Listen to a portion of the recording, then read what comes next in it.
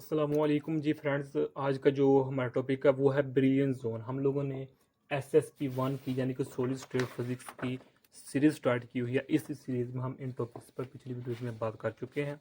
तो आज की जो मेरे पास वीडियो है वो वीडियो नंबर 6 है। इसका ए पार्ट है ब्रिलियंट जोन। ओके, तो इस पर बात करने की कोशिश करेंगे। तो आने वाली वीडियोज़ में इन पर भी बात करने की कोशिश करेंगे, तो ये देखते जाएँ। तो अभी फ़िलहाल कुछ टॉपिक्स लिखे नहीं, लेकिन उन पर भी हम बात करने की कोशिश करेंगे। तो आइए आज के टॉपिक को स्टार्ट करते हैं। बिस्मिल्लाहिर्रहमानिर्रहीम, सल्लल्लाहु तआला अला मुहम्मद सल्लल्लाहु अलैहि व आलिहि वसल्लम। अब ब्रिलियंट जोन, पहले इसकी एक छोटी सी प्यारी सी स्क्रीनशॉट ले लें। तो अगर आप चाहें इस जो बुक की जो थ्योरी है इसको फॉलो कर सकते हैं, या जो मैं अर्ज करूँगा सिंपल वर्ड्स में उसको आप अपने अल्फाज में लिखने की कोशिश भी कर सकते हैं।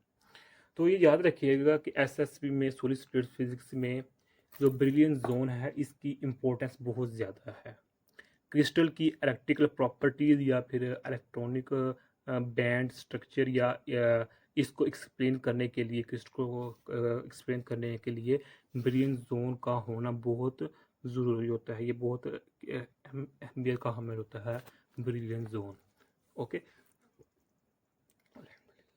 ब्रिलियंट जोन ने डिफ्रैक्शन कंडीशन दी होती है।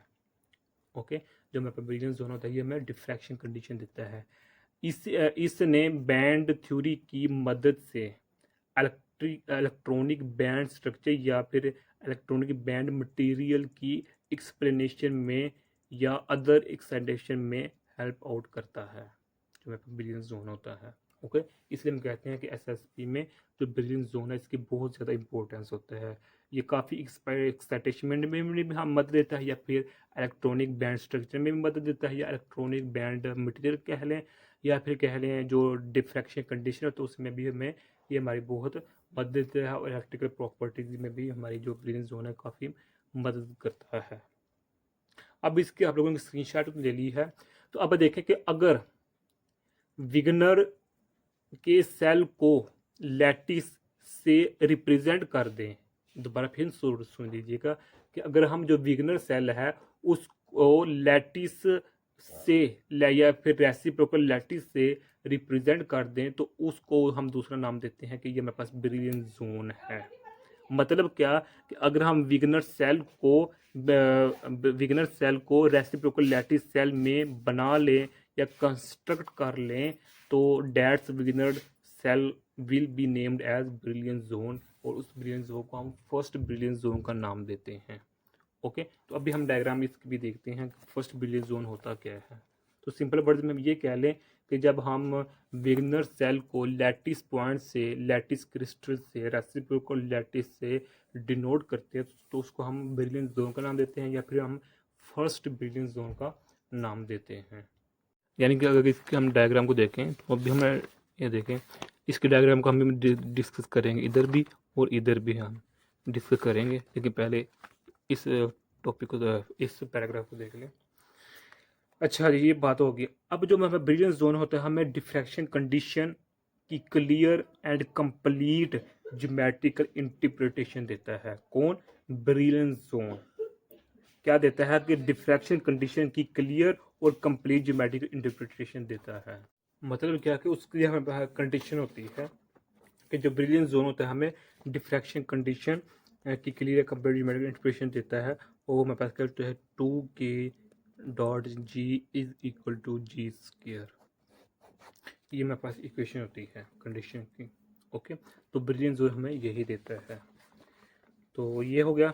अब अगर इस इक्वेशन को मैं डिवाइड कर दूं किस पर, 4 पर डिवाइड कर दूं तो मेरे पास ये इक्वेशन इस तरह बन जाएगी। ओके, इज इक्वल टू 1/2, तो जी है इसके। तो जो मेरे पास ये जी क्या शो कर रहा है, रेसिप्रोकल वेक्टर लैटिस को शो कर रहा है जी। ओके, तो यही इक्वेशन मेरे पास ये लिखी हुई है। तो इसमें क्या है कि जो जी का फैक्टर है ये बहुत इंपॉर्टेंट है, जिसको हम रेसिप्रोकल लैटिस या फिर रेसिप्रोकल वेक्टर लैटिस का नाम दे रहे हैं। ये क्यों ज़रूरी है? देखिए, जो पास हमारे पास रेसिप्रोकल लैटिस में हम डायरेक्ट लैटिस की बजाय स्मॉल डिस्टेंसेस को डील करते हैं। किसमें, रेसिप्रोकल लैटिस में हम डायरेक्ट लैटिस, यानी कि जब हमने देखा है लास्ट वीडियो में डिफरेंस देखा था कि डायरेक्ट और रेसिप्रोकल में क्या डिफरेंस होता है, तो वो यही डिफरेंस होता है कि बेसिक कि हम डायरेक्ट लैटिस की बजाय स्मॉल डिस्टेंसेस को डील करते हैं वहाँ। तो as we can see from the equation that G is half of K, okay, जो मेरे पास जी है, जी वो क्या है, हाफ ऑफ के है, ये वाला हमारे पास जी है वो हाफ है किसके, के। तो जो हमारे पास रेसिप्रोकल लैटिस को हम रेसिप्रोकल लैटिस कह लें या रेसिप्रोकल वेक्टर लैटिस कह लें, इसको हम लैटिस ऑफ कीज या जीज का भी नाम देते हैं, क्योंकि ये देखिए लिखा हुआ है ऊपर, ओके। मैंने पहले किया है, आप ये लिख लें या फिर ये लिखें जो मैं बोल वो लिख लें, जिस तरह आप लोगों को आसानी लगे उस तरह के कर लें, ओके। कि जो मेरे पास रेसिप्रोकल, जो मैंने कहा था रेसिप्रोकल वेक्टर लैटिस या रेसिप्रोकल लैटिस को हम क्या नाम देते हैं, लैटिस ऑफ केज या जीज का नाम भी कह देते हैं, और इसी को हम फोरियर स्पेस भी कहते हैं। क्या कहते हैं, फोरियर स्पेस भी कहते हैं, ओके। तो जिस तरह हम पहले बात कर रहे थे कि ब्रिलियंट जोन किस तरह बनती है, उसके लिए हमें क्या होना चाहिए कि सबसे पहले हमें क्रिस्टल लैटिस बनानी होती है या फिर चूज करनी होती है, ओके। फिर उसके बाद हमें जो वेक्टर जी होता है वो बनाना होता है, फिर जी वेक्टर के ऊपर एक नॉर्मल प्लेन ड्रा करनी होती है, then this plane form zone boundary बनाती है, ओके। दोबारा फिर सुन लीजिएगा कि पहले क्रिस्टल लैटिस बनानी या चूज करनी होती है, फिर जो वेक्टर जी होता है वो बनाना होता है, फिर उस जी वेक्टर के ऊपर एक नॉर्मल प्लेन ड्रा करनी होती है, तो then this plane forms zone boundary, और उसी जोन बाउंड्री को हम ब्रिलियंट जोन का नाम देते हैं, ओके। तो ये देखिए जो हमारे पास ये डायग्राम है, ये ए डायग्राम है, ये बी डायग्राम है, 9A है और मेरे पास 9B है। तो 9A में यही चीज़ डिस्कस की गई है, 9B में भी इस चीज़ को डिस्कस किया गया है। यानी कि जो मेरे पास में 9A है, इसमें हमने एक पॉइंट को चूज़ किया है और फिर हमने जो वेक्टर जो जी है उसको ड्रा किया है, ओके। तो जो हमारे पास बीम होती है उस वक्त डिफरेंट करेगी जब हमारे पास इक्वेशन नंबर 6 जो होगी वो फुलफिल होगी, ओके। अब ये देखिए जो मेरे पास 26 इक्वेशन है ये फुलफिल होगी। जब ये कंडीशन फुलफिल होगी, पूरी होगी, इसकी कंडीशन पूरी होगी, तब हमें जो होगी क्या नाम देते हैं, डिफ्रैक्शन मिलेगी, ओके। यहाँ हमारे पास की क्या है, बी वेक्टर है जो हमारे पास और ये किसके इक्वल है, और जी जो है उसका हाफ है किसका, के का, ओके। तो और अगर जी हाफ नहीं होता इधर, यहाँ मेरे पास ये जी है, अगर ये हाफ नहीं होता तो हमें डिफ्रैक्शन नहीं मिलेगी, इसलिए 26 इक्वेशन का फुलफिल होना लाजमी है, ओके। तो जी का यानी कि इन अदर वर्ड जी का हाफ होना लाजमी है किसके मद्दे मुकाबल, की के, ओके। तो जो मेरे पास 9A फिगर है इसमें 1/2 GC है, ये देखिए 1/2 GC है या फिर 1/2 GD है। ये उस वक्त गेन होंगी जब आपने वेक्टर के ऊपर एक प्लेन को ड्रा किया है, ओके। ये मेरे पास देखिए जो मैं इसकी स्क्रीनशॉट लें पहले आप लोग, ये देखें, ये हमें स्पेस ही नज़र आ रही है लाइन, ये वाली है और एक मेरे पास ये वाली है। तो जो इक्वेशन 26 है ये हमें सिर्फ उसी वक्त मिलेगी जब ये स्पेस लाइन इसको इंटरसेक्ट करेगी और ये वाली इसको इंटरसेक्ट करेगी, इसको और इसको, यानी कि ये वाली स्पेस लाइन इसको इंटरसेक्ट कर रही है और ये वाली स्पेस लाइन इसको इंटरसेक्ट कर रही है, यहाँ एक यहाँ है और एक यहाँ पॉइंट हमारे पास बन रहा है, इसको हम 1/2 GC का नाम दे रहे हैं, इसको हम 1/2 GD का नाम दे रहे हैं, ओके। और यहाँ याद रखना चाहिए कि वही वेक्टर पॉसिबल होगा जो 26 इक्वेशन को फॉलो कर रहा होगा। यानी कि मैं इधर अगेन लिख देता हूँ कि जो के 1/2 GC इस तरह कह लें, ओके। या फिर इसको हम इस तरह कर सकते हैं 1/2 GC स्क्वायर। ओके, या फिर इसको हम इस तरह कह सकते हैं K2 1/2 GD, एक इसकी इक्वल है 1/2 GD स्क्वायर। इस तरह कह लें, एक ही बात है। ओके, या अगर इसकी समझ नहीं आ रही तो मैं बायोमेट्रिक्स की क्वेश्चन है जो हमने लास्ट में बताई है, ये वाली, तो ये इसको समझ लें। ओके, तो ये हमारे पास इधर है। तो अब हम 9B को देखते हैं, लेकिन उससे पहले एक बात देख लें कि जो हमारे पास सेट ऑफ प्लेन्स होती हैं जिसको हम क्रिस्टैलोग्राफिक प्लेन्स का नाम देते थे जब हमने फर्स्ट चैप्टर में इसको स्टडी किया था, तो वो बहुत सेट ऑफ प्लेन्स बहुत इंपॉर्टेंट होती हैं इस वेव प्रोपगेशन में। मतलब जो क्रिस्टल से बाहर निकलती हैं वेव्स प्रोपगेशन, उसमें जो हमारे पास प्लेन्स सेट ऑफ प्लेन्स होता है वो वेव प्रोपगेशन में या फिर जो ब्रिलियंस जोन में सेट ऑफ प्लेन्स काफ़ी इंपॉर्टेंट होता है। अब जो मेरे पास ये फिगर बी है, इसकी भी आप लोग एक स्क्रीनशॉट लें। तो अब इस 9 फिगर बी में क्या है, ब्लैक लाइंस ओरिजिन से निकलकर रेसिप्रोकल लैटिस पॉइंट्स के ऊपर जाकर टर्मिनेट हो रही हैं। क्या है, ब्लैक लाइंस निकल रही हैं ओरिजिन से। ओके, और जो ब्लैक लाइंस हैं वो सफेद लाइन के ऊपर क्या कर रही हैं, इंटरसेक्ट कर रही हैं। इंटरसेक्ट करने का मतलब क्या है, यहाँ यानी कि ये देखिए ना, ये ओरिजिन है, तो यहाँ से एक ब्लैक यानी कि ये ब्लैक लाइन निकली, तो वाइट लाइन पहले ही मौजूद है इधर, यानी ये पहले ही मौजूद है, एक ब्लैक लाइन निकली तो इसको इंटरसेक्ट कर रही है यहाँ। तो यही चीज़ इधर बताई गई है इसमें। ओके, कि फिगर बी में जो ब्लैक लाइंस ओरिजिन से निकल कर रेसिप्रोकल लैटिस पॉइंट्स के ऊपर जाकर टर्मिनेट हो रहे हैं, यानी कि जहाँ टर्मिनेट हो रही है ना, इसको हम रेसिप्रोकल लैटिस पॉइंट्स का नाम दे रहे हैं।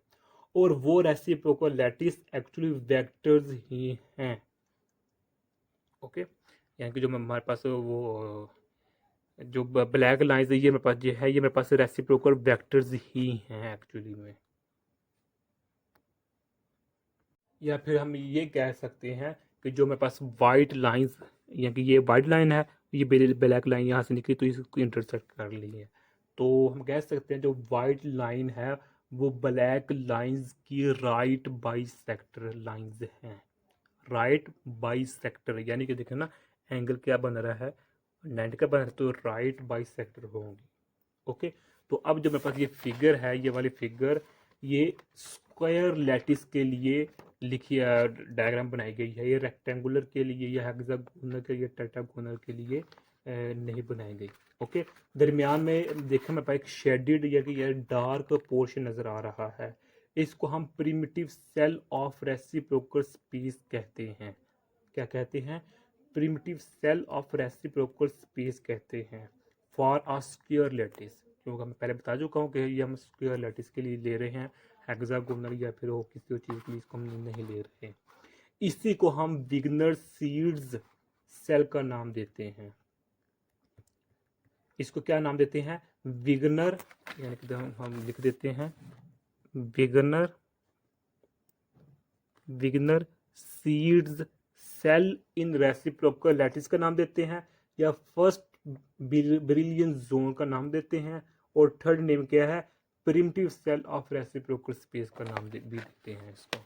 ओके, इसको तो खैर ये तमाम बातें जो मैंने बता चुकी हैं ये लिखी हुई हैं, तो आप इसको स्टडी कर सकते हैं।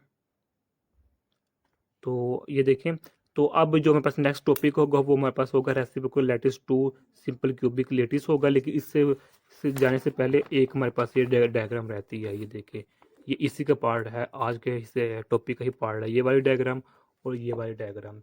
ये डायग्राम 10 है। डायग्राम 10 ने 10 है, इसमें रेसिप्रोकल वेक्टर्स को ड्रा करके प्रिमिटिव सेल या फिर विग्नर सेल बनाया हुआ है।